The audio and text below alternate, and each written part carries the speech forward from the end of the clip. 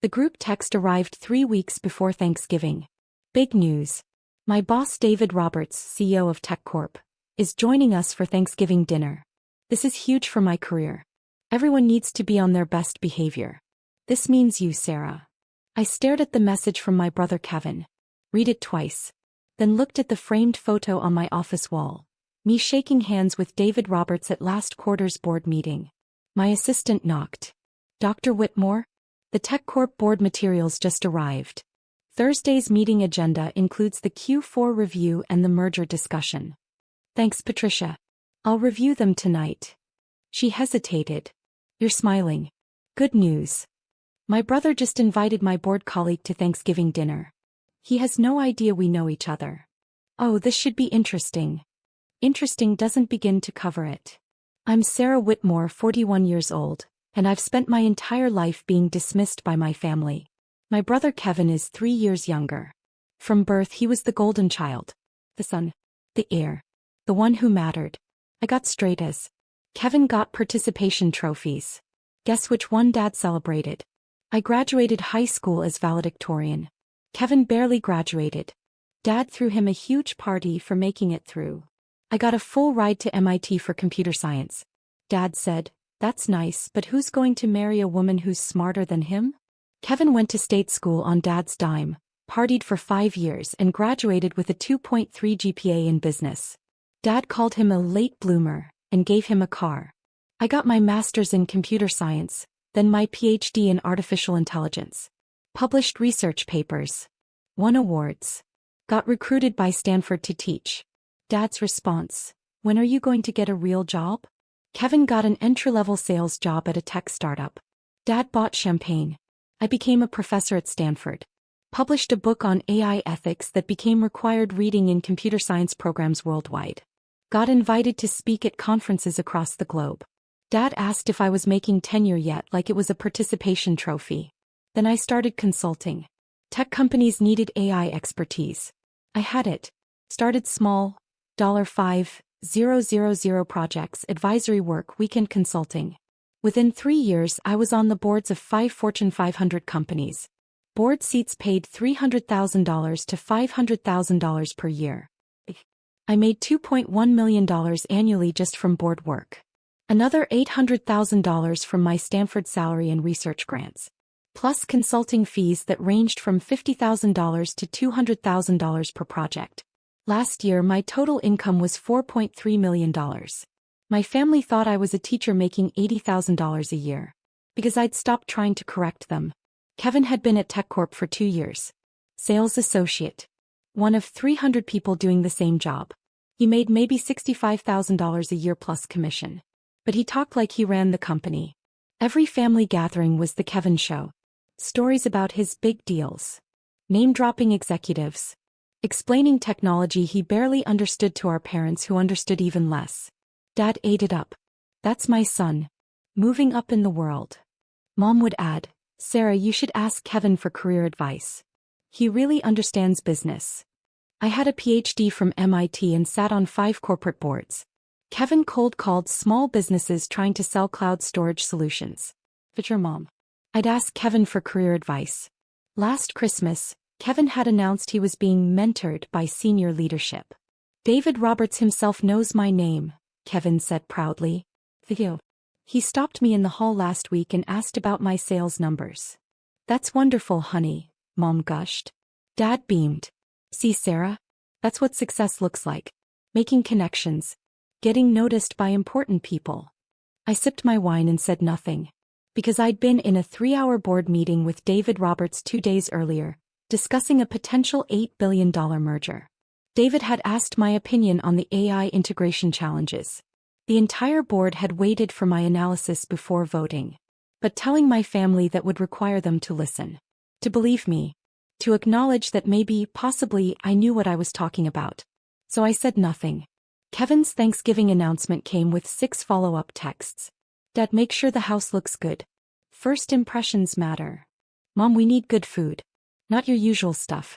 This is a Fortune 500 CEO. Sarah, please dress appropriately. Nothing weird. And don't talk about your teaching stuff. It's boring. Everyone. David Roberts is worth $400 million personally. TechCorp is a $15 billion company. This is the most important dinner of my career. If this goes well, I could get promoted to senior sales associate. Maybe even account executive. Do not embarrass me. I screenshot every message. Sent them to my colleague Jennifer, who also sat on TechCorp's board. Her response, "Oh my God. Does David know he's having dinner with your family?" Apparently not. Are you going to tell him? Not yet. I want to see how this plays out.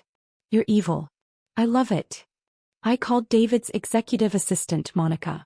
We'd worked together on board materials for 3 years. Monica, did David accept a Thanksgiving dinner invitation from Kevin Whitmore in sales? Oh, you know about that? Yes. Kevin's been persistent. Sent 3 emails. Finally, David said yes just to stop the requests. He's going for an hour max. Kevin is my brother. Silence. Then, I'm sorry, what? Kevin Whitmore is my younger brother. He has no idea I'm on TechCorp's board. How is that possible? My family doesn't pay attention to my career. They think I'm just a teacher. Monica started laughing. This is going to be amazing. Does David know? Not yet. I thought I'd let it be a surprise. Dr. Whitmore, you're diabolical. Can I tell David? No. Let him figure it out. This is the best thing that's happened all year. The week before Thanksgiving, Kevin's instructions intensified. Sarah, I bought you an outfit. It's at Mom's house. Please wear it. You always dress like a librarian. The outfit was a floral dress from Target. Size large. I'm a size 6. I texted back, I'll wear my own clothes, thanks. Sarah, this is important. Can you just once not make everything difficult? I left him on read. Wednesday before Thanksgiving, Kevin called.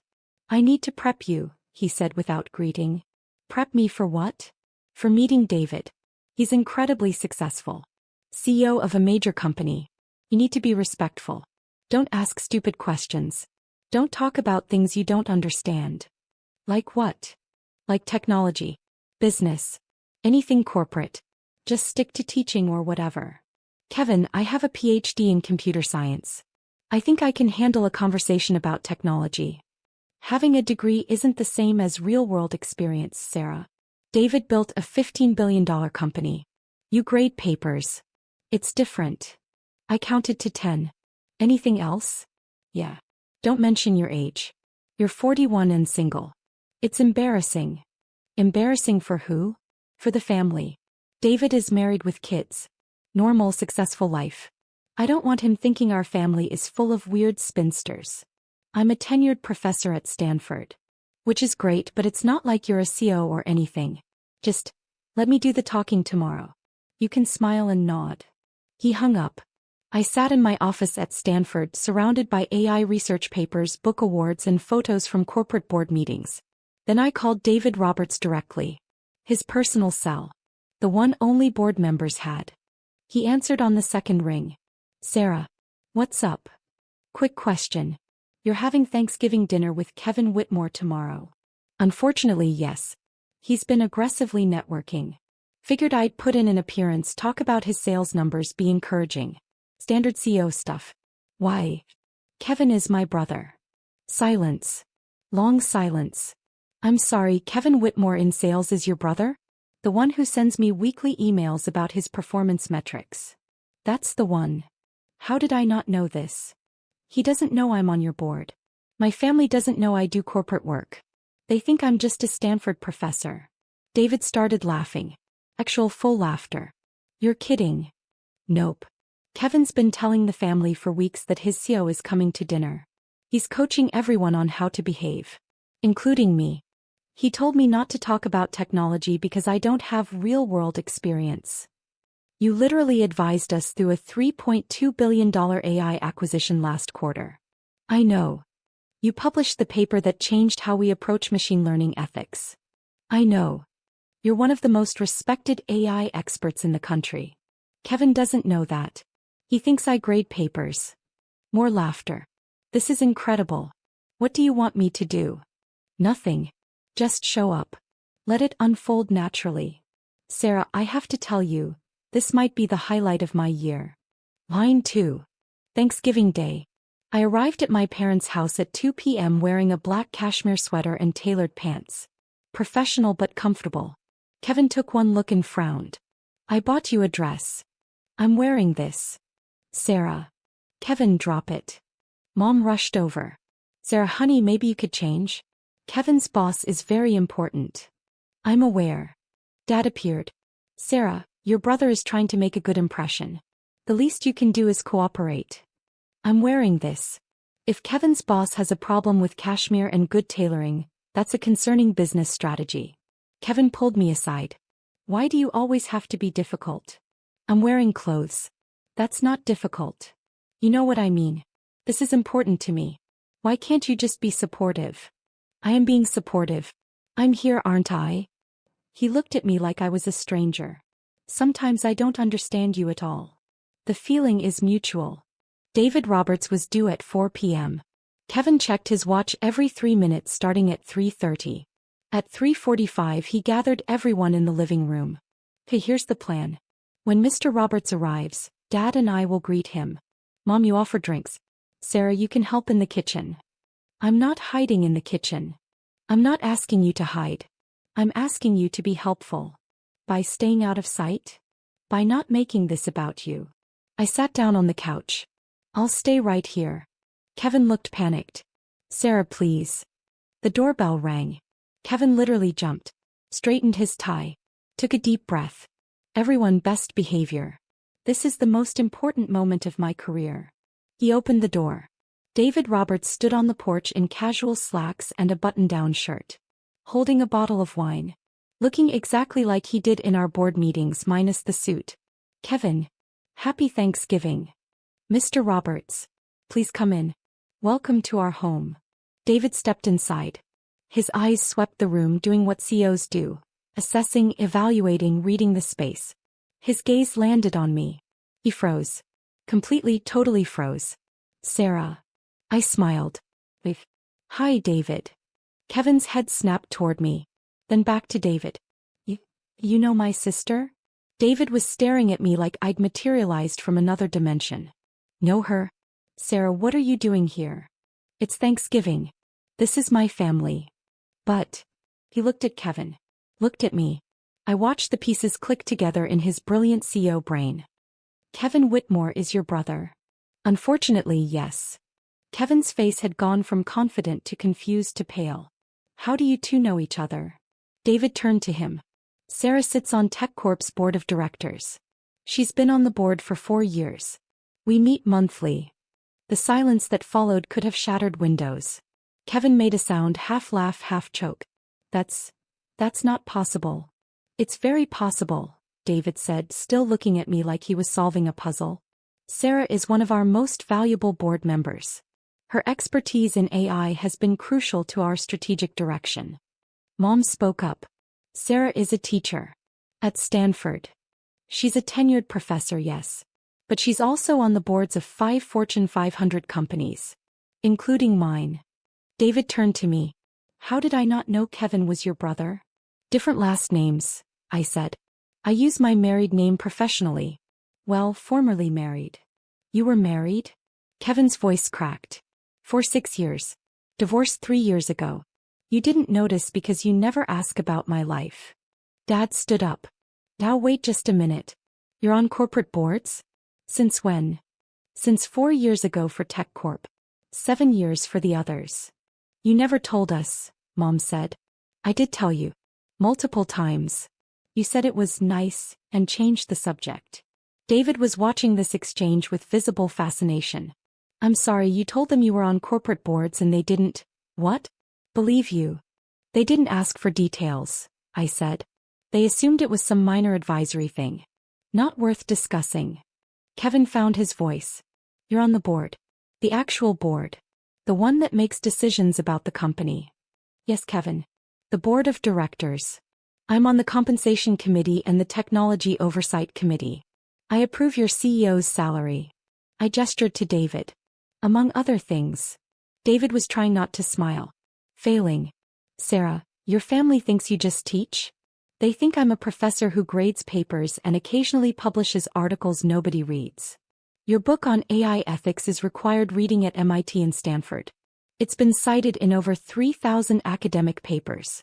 Your research changed how the tech industry approaches machine learning. Kevin sat down. Actually sat down like his legs had given out. Dad looked at David. Is this true? Absolutely true. Sarah is one of the foremost experts on artificial intelligence in the world. Companies pay her up to $200,000 for a single consulting project. Her board seats pay $300,000 to $500,000 annually. Each. Mom's hand went to her mouth. She makes more than I do, David continued, clearly enjoying himself now. And I'm the CEO of a $15 billion company. That's not quite true, I corrected. Your compensation package last year was $12 million. I make about $4.3 million. Fair point, David conceded. But you make it without the stress of running a company. Kevin was staring at me. $4 million? Give or take. Depends on consulting projects and speaking fees. Speaking fees. I give keynote speeches at tech conferences. Usually $50,000 to $75,000 per speech. The room was completely silent. David, to his credit, was handling this beautifully. You know, Kevin, you told me your sister worked in retail. Kevin's face went from pale to red. I said she worked at a university. You must have misunderstood. No, you specifically said retail. I remember because I thought it was odd that you had a sister in retail while you worked in tech. I don't remember saying that. I do. It was 3 months ago. You were in my office trying to schedule this dinner. I leaned forward. Kevin, why would you tell your boss I worked retail? I didn't. I might have simplified. You were embarrassed, I said quietly. Of me. Of what you thought I did. So you lied. That's not fair. Isn't it? You've spent years telling me to be quiet about my work. To not bore people with my research. To let you do the talking because I don't understand the real world. Dad cleared his throat. Sarah, we didn't know. Because you didn't ask. For 7 years I've been on corporate boards. I've told you about meetings, decisions, projects. You nodded and changed the subject to Kevin's sales numbers. David was watching this unfold with the analytical gaze he used in board meetings. If I may ask, Mr. and Mrs. Whitmore, what did you think Sarah did? Mom spoke softly. We thought she was a professor. Teaching classes. Writing papers. She is. She's also one of the most influential voices in technology. Her research has shaped policy decisions at the federal level. The AI ethics framework she developed is being adopted by companies worldwide. We didn't know, Dad said. Because you didn't want to know, I said. Kevin's work was exciting. Important. Worth celebrating. Mine was boring academic stuff. Kevin stood up abruptly. I need some air. He walked out to the backyard. David looked at me.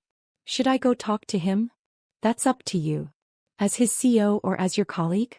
Whichever role you think fits the situation better. He smiled. I'll be right back. Through the window I watched David approach Kevin in the backyard. They talked for several minutes. Kevin gesturing. David standing calm, hands in pockets, listening. Inside the silence was excruciating. Finally Mom said, Sarah, why didn't you tell us? Really tell us? I did tell you. At last year's Christmas I mentioned I'd been asked to join another board.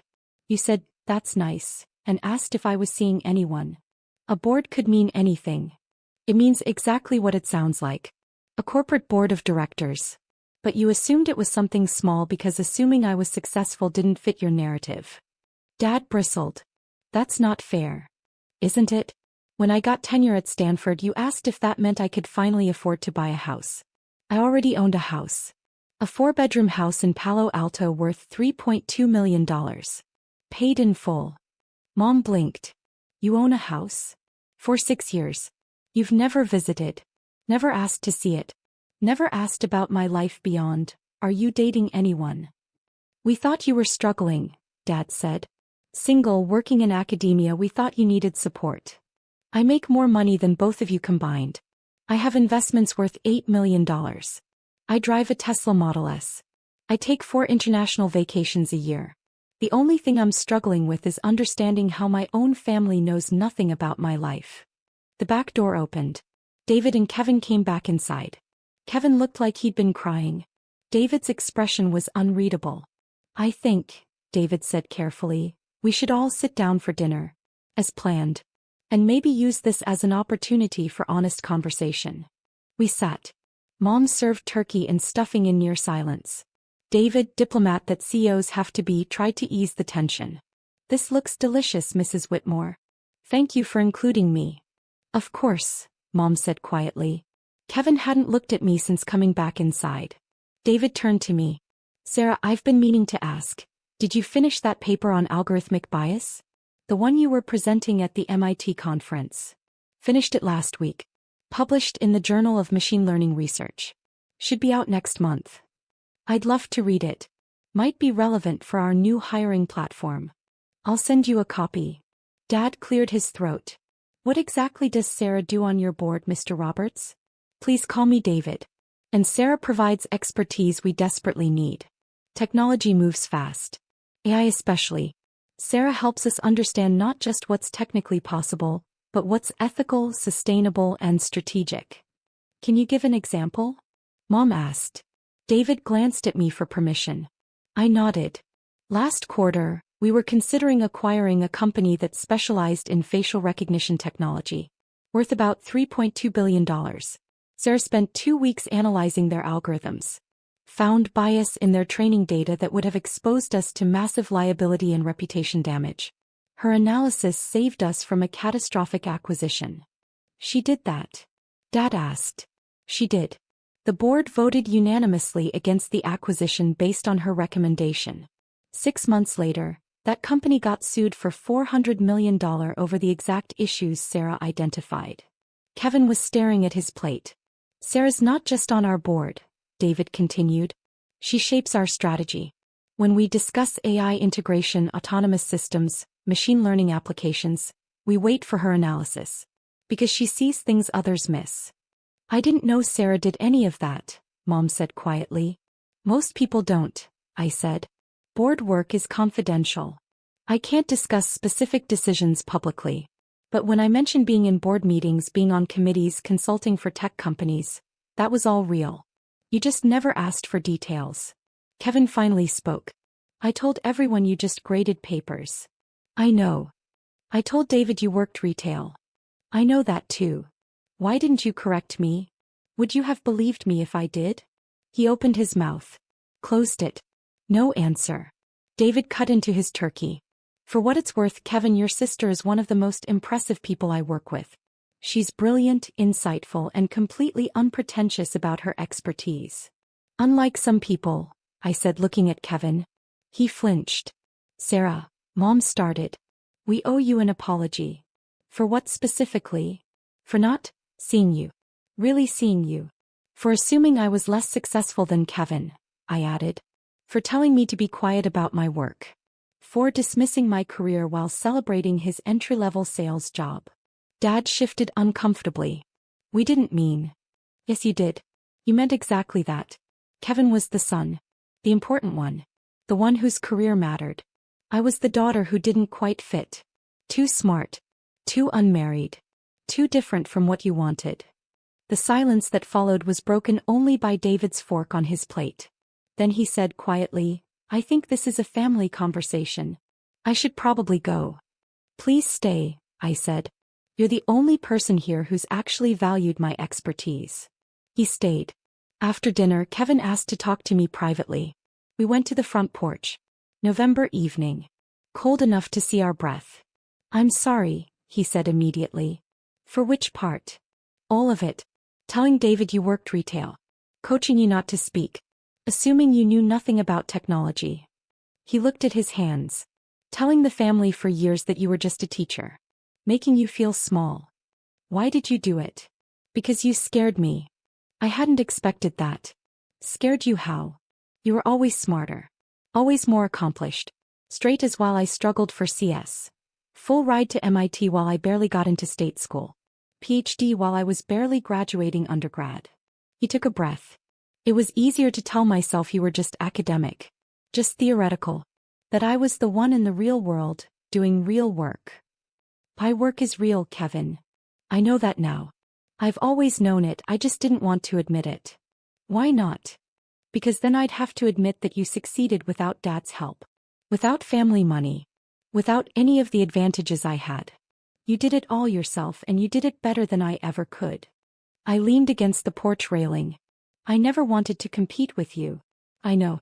But I competed with you anyway. And I lost. It's not a competition. To Dad it is. The golden son versus the disappointing daughter. Except the disappointing daughter turned out to be more successful than the golden son ever dreamed of being. Kevin. I make $65,000 a year, Sarah. You make $4 million. You own a house worth more than I'll make in 50 years.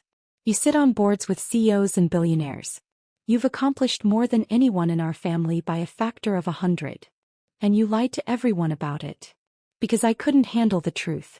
That my sister, the one I'd been told was less important, less valuable, less worthy of attention, was actually the most successful person in our entire family. I didn't respond. Let him sit with that truth. David talked to me in the backyard, Kevin continued. Asked me why I lied about you. I tried to explain and he just looked at me and said, "You know what I see? A man so insecure about his own accomplishments that he has to diminish his sisters to feel adequate." David doesn't pull punches. He told me I should be proud of you. That having a sister on his board should have been the first thing I mentioned when I started at TechCorp. That I hid you. Diminished you. Made you smaller so I could feel bigger. Yes.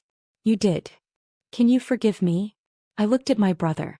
Saw someone who'd spent his whole life being told he was special for being a son. Who'd built his identity on being the important one. And who'd just had that identity shattered by discovering his dismissed sister was the truly accomplished one. I don't know, I said honestly. You didn't just lie once, Kevin. You've spent years making me feel like my work didn't matter. Like I was embarrassing for being educated, successful, unmarried. You made me the family joke. I know. And now you're sorry because David exposed the truth. But would you be sorry if he hadn't? If you'd gotten through this dinner without him recognizing me? He was quiet for a long time. I don't know. Probably not. At least you're honest about that.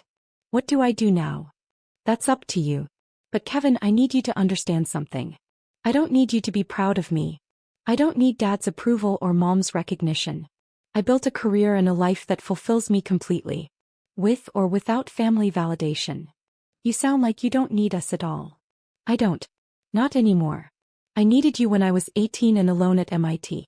When I was 25 defending my dissertation. When I was 30 navigating a divorce. But you weren't there for any of that because you were too busy being Dad's golden boy. Sarah. I'm not angry. I'm just done. Done pretending. Done making myself smaller. Done letting you feel superior by making me feel inferior. Kevin wiped his eyes. I fucked this up. Yes. You did. Can we fix it? I don't know. Can you handle having a sister who's more successful than you? Can Dad? Can Mom? Or will you always need me to be the struggling spinster to make yourselves feel better? He had no answer. We went back inside. David was preparing to leave when we returned. Thank you for dinner, he said to Mom. And for the enlightening conversation. Before you go, Dad said, I have questions. David paused. All right. Is Sarah really as successful as you said? Or were you exaggerating to make a point? I started to respond, but David held up a hand. Mr. Whitmore, I don't exaggerate. Especially not about professional accomplishments. Sarah sits on 5 Fortune 500 boards. That's prestigious enough that most people can't get on one. She's published research that changed an entire industry. She consults for companies at rates that most executives don't command. She's been featured in the Wall Street Journal, MIT Technology Review, and Forbes. She spoke at the World Economic Forum in Davos last year. Mom made a small sound. Davos. International Conference of World Leaders and Business Executives, I said. They invited me to speak about AI ethics and governance. You never mentioned that, Mom whispered. I did. You asked if I had fun on my trip to Switzerland. I said yes. You changed the subject to Kevin's sales award. Dad turned to Kevin. You won a sales award? Kevin's face reddened. Regional top performer. Third quarter. It was just what every sales associate gets if they hit their numbers, David finished. It's nice. Good job. But it's not exactly Davos. The comparison hung in the air. Uncomfortable. Undeniable. Dad sat down heavily. How did we not know any of this? Because you didn't want to know, I said. You wanted me to be the quirky professor. The spinster daughter who never quite measured up. Admitting I was successful would have disrupted the family narrative. What narrative? Mom asked. That Kevin was the successful one. The important one. The one who mattered.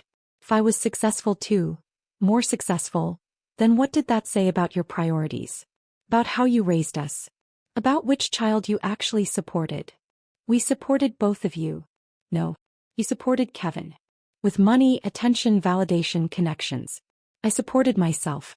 With loans, scholarships, 3 jobs and sheer determination. And I succeeded anyway. Despite, not because of, this family. David quietly slipped toward the door. I should really go. David, I said. Thank you for coming. I'll see you at Tuesday's board meeting. Looking forward to it. And Sarah? You're still my first call on AI strategy. Always. He left. The 4 of us, Mom, Dad, Kevin, and me, sat in the living room surrounded by the ruins of our family myths. Tell us, Dad said finally. Tell us everything. Your work. Your accomplishments. All of it. Why now? I asked. Why not 7 years ago when I first got a board seat? Or 4 years ago when I published my book?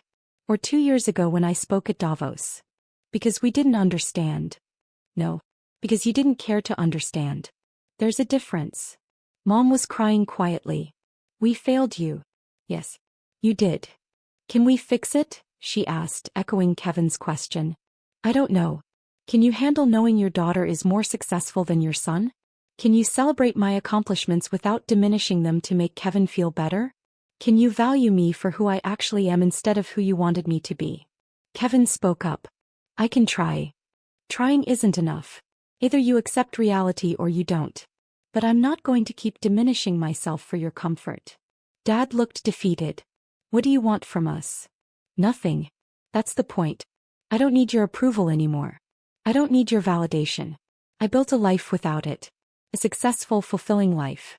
You're welcome to be part of it, but only if you can handle the truth of who I am. Which is? Mom asked. Dr. Sarah Whitmore. Stanford professor. Corporate board member. AI ethics expert. Author. Speaker. Consultant. Someone who makes $4 million a year doing work that matters. Someone who owns a $3.2 million house. Someone who travels the world advising governments and corporations. Someone who succeeded despite being told she was less important than her brother. The silence stretched. Finally, Kevin said, I told my coworkers about you. After David left my office today. I told them my sister is on the board. That she's brilliant. That she's one of the most respected AI experts in the world. Why? Because David asked how I introduced you at family events. I said I usually didn't mention you much. He said, if my sister was Sarah Whitmore, she'd be the first thing I talked about. And he was right. What did your coworkers say? They asked why I'd never mentioned you before. I didn't have a good answer. The answer is you were embarrassed. Of me. Of my success that highlighted your mediocrity. He flinched but didn't deny it. Mom stood. Walked over to a bookshelf. Pulled out a photo album. The family history and pictures. She flipped through. Showed us. 17 photos of Kevin's graduation. 3 of mine. 12 photos of Kevin's sales awards. None of my academic achievements. 5 photos of Kevin's wedding. None from my wedding. This is who we were, Mom said quietly. Who we've been. Yes, I said. It is. Can we be different? That's up to you. I left my parents' house at 9 p.m. Drove home to Palo Alto in silence. My phone buzzed with text. Kevin, I'm sorry. Really truly sorry. I know that doesn't fix anything, but I needed to say it again. Mom, please come to Christmas. We want to do better. Dad, I'm proud of you. I should have said that years ago. I didn't respond to any of them. Went home. Poured wine. Sat on my deck overlooking the city lights. Patricia, my assistant, texted, How did it go? Exactly as expected. Complete chaos. My brother's brain nearly exploded. Did the CO enjoy himself? Immensely. He's now aware that one of his sales associates lied about his sister's career. That should make for interesting performance reviews. You're terrible. I'm honest. There's a difference. Monday morning, David called. I need to ask you something as your friend, not your Sue. Go ahead. Are you okay? Friday was intense. I'm fine. Actually, I'm better than fine. I'm free. Free from what? From pretending. From making myself smaller. From caring what my family thinks. Kevin sent me an email. Apologizing for misrepresenting you. Asking if it would affect his employment. What did you tell him? That his personal life is separate from his professional performance. But that integrity matters in all contexts. Diplomatic. I'm a Sue. Diplomacy is the job. He paused. For what it's worth, watching you handle that situation, calm, professional, completely unshaken, reminded me why you're on my board. You have clarity other people don't. Thank you, David. See you Tuesday. Tuesday's board meeting was normal. Strategic discussions. Financial reviews. Merger analysis. At the end, David addressed the board. Before we adjourn, I want to acknowledge Dr. Whitmore. I had Thanksgiving dinner with her family last week. They had no idea she was on this board. Or any board. Or that she's one of the foremost AI experts in the world. The other board members looked shocked. How is that possible? Asked Jennifer, the board member who already knew the story. Because I don't advertise my accomplishments to people who don't value them, I said simply. David smiled. Which is exactly why you're invaluable. No ego. Just excellence. The board applauded. After the meeting, 3 board members approached me. I had no idea your family didn't know about your work. Most people don't. I keep my professional and personal lives separate. Still, to have family not recognize your achievements. It's their loss, not mine. And I meant it. Christmas came with another round of texts. Please come. We want to celebrate you properly this year. I almost declined. Almost spent Christmas alone with a good book and expensive wine. But curiosity won. I arrived Christmas Eve. Brought nothing. Expected nothing. The house was different. Everywhere I looked there were changes. A framed copy of my book on the mantle. My Forbes 40 Under 40 article printed and displayed. A photo from my Davos speech on the wall. Mom saw me noticing. We've been researching. Your work. Your accomplishments. We printed articles. Bought your book. Watched your TED Talk. I've given 3 TED Talks. We watched all 3. Kevin appeared. I read your AI ethics paper. The one about algorithmic bias. I didn't understand all of it, but what I did understand was brilliant. Thank you. Dad emerged from the kitchen. Sarah. I'm glad you came. Me too. Dinner was quiet. Polite. Careful. Halfway through, Mom said, we'd like to hear about your work. Really hear about it. If you're willing to share. I looked at them. Saw people trying. Failing. But trying. What do you want to know? For the next 2 hours I talked. About boards. Research. Consulting. The companies I advised. The policies I shaped. The students I mentored. They listened. Actually listened. Asked questions. Real questions. When I mentioned a $200,000 consulting project, Dad didn't flinch. When I explained a board decision that saved a company $400 million, Mom didn't change the subject. When I described speaking to the Senate about AI regulation, Kevin didn't make it about himself. It was strange. Uncomfortable. At the end of the evening, Dad said, I'm proud of you. I should have said that every day for the past 20 years. But I'm saying it now. Thank you. Can we start over? Mom asked. Not forget what happened but try to be better? I don't know. Can you? We want to try. I looked at Kevin. What about you? I told everyone at work about you. My sister on the board. My sister the expert. My sister who's changing the world. I've been bragging about you for weeks. That's a change. I know. And Sarah? I'm sorry.